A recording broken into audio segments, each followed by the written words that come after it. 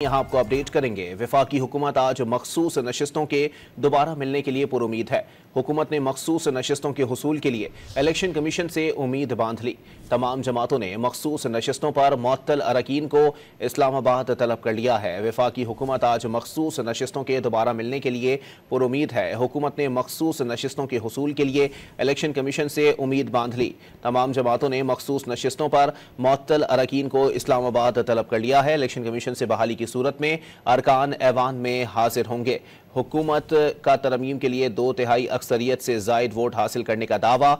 इस्लामाबाद में election commission ने आज 22 मखसूस नशिस्तों का फैसला करना है। वफाकी हुकूमत आज मखसूस नशिस्तों के दोबारा मिलने के लिए पुरुमीद है।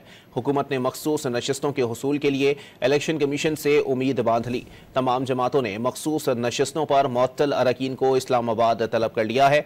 इलेक्शन कमीशन से बहाली की सूरत में अरकान ऐवान में हाजिर होंगे। हुकूमत का तरमीम के लिए 2/3 अक्सरियत से जायद वोट हासिल करने का दावा सामने आया है। इस्लामाबाद में इलेक्शन कमीशन ने आज 22 मखसूस नशिस्तों का फैसला करना है। आपको अपडेट कर रहे हैं इस हवाले से कि वफाकी हुकूमत आज मखसूस नशिस्तों के दोबारा मिलने के लिए पुरुमीद है। मजीद जानते हैं डॉन न्यूज़ के नुमाइंदे इरफान सदुसई से। इरफान, मजीद बताइएगा।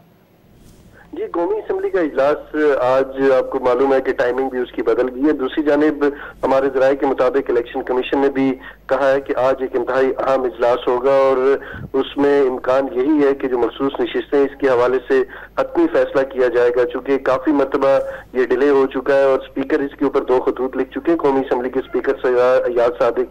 इसके अलावा पंजाब असम्बली के स्पीकर भी चीफ इलेक्शन कमिश्नर को ये लिख चुके हैं और उन्होंने ये खतूत में ये कहा है कि आप जो इलेक्शन एक्ट है उसके मुताबिक फैसला करें। और लग यूं रहा है कि आज इलेक्शन कमीशन वो फैसला करेगा जिसका हुकूमत को शिद्दत से इंतजार था और वो मखसूस नशिस्तें शायद हुकूमत को मिले, क्योंकि मौलाना फजल रहमान को मनाने की कोशिशें की जा रही हैं। अगर वो नहीं मानते तो दूसरी जानिब इलेक्शन कमीशन से मखसूस नशिस्तों का फैसला होने का इम्कान है।